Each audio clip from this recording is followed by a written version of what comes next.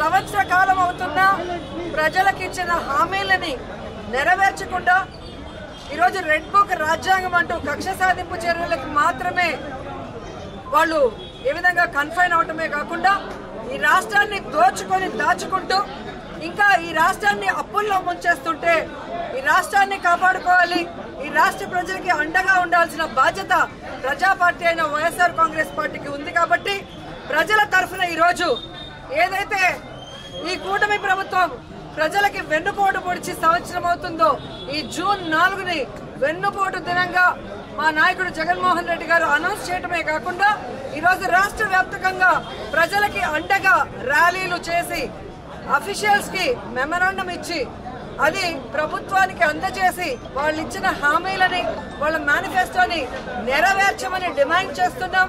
అవి నెరవేర్చకపోతే వదిలే ప్రసక్తి లేదు అని కూడా ఈ సందర్భంగా హెచ్చరిస్తున్నాం. మీరు చూస్తే ఎన్నికల ముందు కూటమి ప్రభుత్వం అంతా ఎలా ప్రచారం చేసుకుందో మనం చూసాం. ముఖ్యంగా తెలుగుదేశం పార్టీ వాళ్ళైతే వచ్చేది బాబే ఇచ్చేది బాబే. ఏమొచ్చిందయ్యా? మీకైతే పదవులు వచ్చాయి, బాబేమో వచ్చి ముఖ్యమంత్రిగా కూర్చున్నాడు. కానీ ఈ రాష్ట్ర ప్రజలకు ఏమిచ్చాడు అంటే చేతికి చిప్పిచ్చాడు, మరేమి ఇవ్వలేదనేది రాష్ట్ర ప్రజలు గుర్తించారు. 143 హామీలు ఇచ్చాడు. 143 హామీల్లో విజన్ ఉంది, విస్తరాకులు కట్టుంది, అనుభవం ఉందని చెప్పుకునే చంద్రబాబు నాయుడు మొదటి 6 అయినా చేశాడా అని నేను అడుగుతున్నాను. ఈరోజు చూస్తే చంద్రబాబు నాయుడు ఏరు దాటక ముందు ఏటి మల్లన్న, ఏరు దాటాక బోడి మల్లన్న చందంగా పరిపాలించిన విధానం మనకు తెలుసు.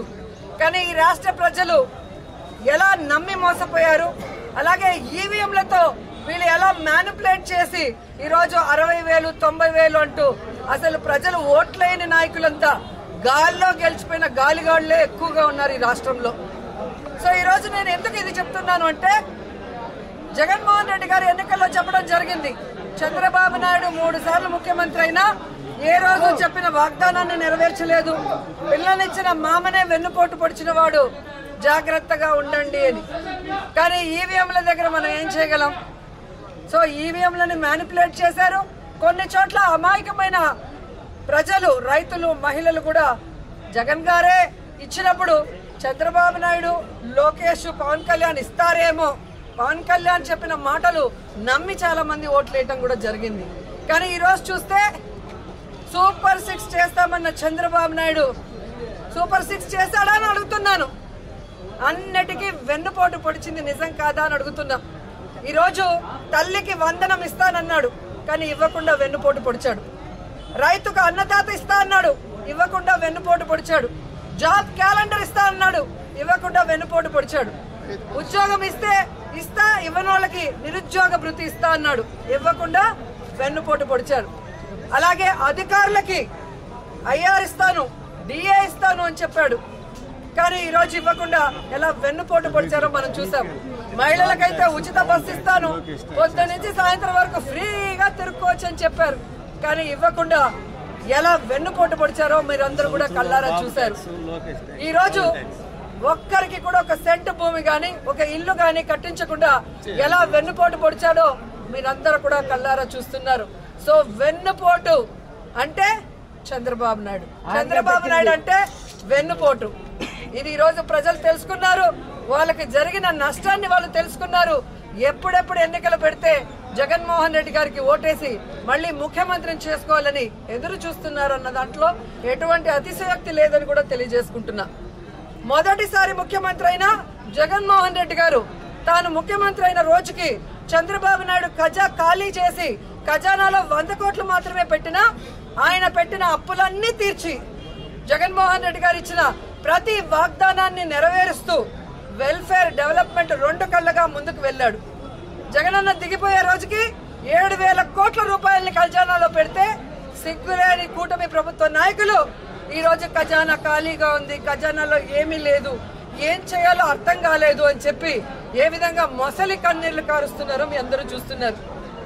మరి మొదటిసారి ముఖ్యమంత్రి అయిన వ్యక్తి, వయసులో చిన్నవాడైన జగన్మోహన్ రెడ్డి గారు సంపద సృష్టించి ప్రజలకు ఇచ్చిన మేనిఫెస్టోని ఎలా నెరవేర్చాడు, ఈ రాష్ట్రాన్ని అభివృద్ధి వైపుకి ఎలా నడిపించాడు, మెడికల్ కాలేజీలు ఎలా కట్టాడు, పిహెచ్సిల్ని ఎలా కట్టించాడు, స్కూల్స్ని ఎలా రెనోవేట్ చేశాడు, ఈరోజు టెంపుల్స్ ఎలా కట్టించాడు, రోడ్లు ఎలా వేశాడు, చెప్పుకుంటూ పోతే హార్బర్లు ఎలా కట్టారు.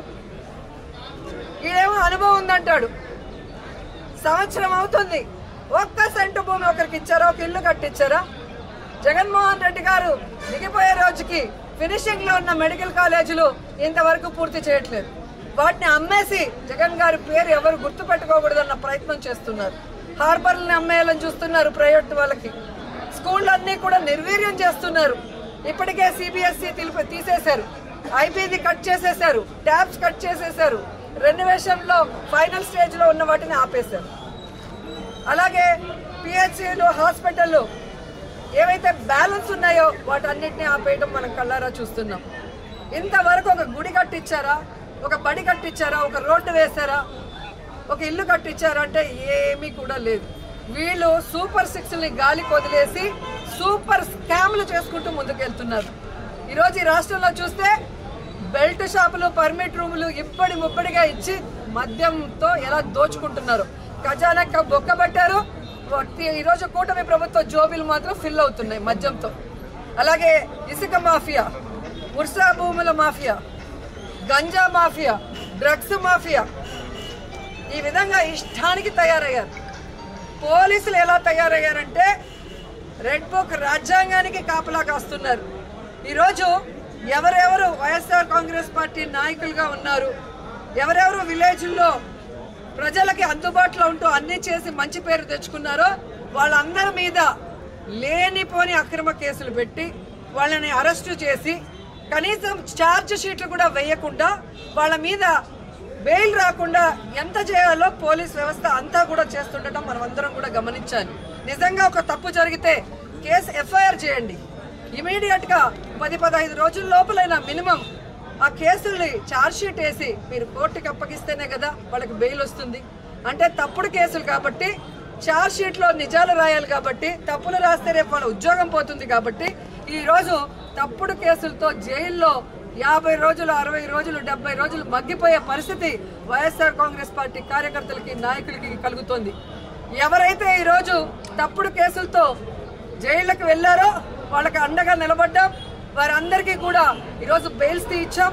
ఎవరైతే వాళ్ళ మీద అక్రమ కేసులు పెట్టి ఇబ్బంది పెట్టారో ఆ కూటమి నాయకుల్ని కానీ, ఆ అఫీషియల్స్ ని కానీ వదిలిపెట్టేది లేదు. మీకు రెడ్ బుక్ రాజ్యాంగం ఉంటే మాకు అంబేద్కర్ గారి రాజ్యాంగం ఉంది. అంబేద్కర్ గారి రాజ్యాంగం ప్రకారం న్యాయబద్ధంగా మీ అందరినీ కూడా శిక్షిస్తామని కూడా ఈ సందర్భంగా తెలియజేసుకుంటున్నాం. అలాగే మీరు చూస్తే ఈ రాష్ట్రంలో ఆడవాళ్ల మీద ఏ విధంగా అరాచకాలు, అక్రమాలు, రేపులు, దురదృష్టకరం 3 ఏళ్ల అమ్మాయిని కూడా మొన్న మీరు చూస్తే ప్లీనరీ జరిగే ప్లేస్ లో రేప్ చేసి చంపేసి కంపల్లో వెళ్తే ఏ వంట బాగుంది అని మాట్లాడతారు. ఎంతమంది వచ్చారని మాట్లాడతాడు చంద్రబాబు నాయుడు. ఇచ్చిన సూపర్ 6కి దిక్కు లేదు. 6 శాసనాలు అని చెప్పి సిగ్గు లేకుండా మళ్ళీ లోకేష్ గారు అనౌన్స్ చేస్తారు. పవన్ కళ్యాణ్ ఏమో నాకు ప్యాకేజ్ ఇస్తే చాలు, ఎవడెక్టు వచ్చినా నాకెందుకని. రాష్ట్రంలోనే కాదు, పిఠాపురంలో ఆడపిల్లలు రేపైనా పట్టించుకోండి. పిఠాపురంలో ఎస్సీల్ని గ్రామ బహిష్కరణ చేస్తే పట్టించుకోడు. సుగాలి కేసు అన్నారు, ఏమైందో తెలియదు. 30,000 మంది మాయమయ్యారన్నారు. మరి ఆ రోజు ఇంటెలిజెన్స్ వ్యవస్థ నీకు చెప్తే ఈ రోజు కూటమి ప్రభుత్వంలో ఉన్న నీకు ఇంటెలిజెన్స్ చెప్పదా 30,000 మంది ఎక్కడున్నారు? చంద్రబాబు నాయుడు ఎదురుగా నించొని ప్రజలకి వెన్నుపోటు పొడిచిన కట్టప్ అయితే సైడ్ నుంచి పొడిచిన కన్నింగ్ కట్టపులు పవన్ కళ్యాణ్ అండ్ లోకేష్ అని కూడా ఈ సందర్భంగా తెలియజేసుకుంటున్నాను. సో ముగ్గురికి నేను చెప్తున్నా, మీరు ప్రజలకి వెన్నుపోటు పొడిస్తే సైలెంట్ గా వెళ్లే పరిస్థితి లేదు. ప్రజలకి అండగా జగనన్న ఉన్నాడు. జగనన్న వెనక మేమందరం ఉన్నాం. జగనన్న సైనికులుగా మీ ప్రభుత్వం మెడలు వంచుతాం. ప్రజలకు మీరు ఇచ్చిన హామీలు నెరవేర్చేంత వరకు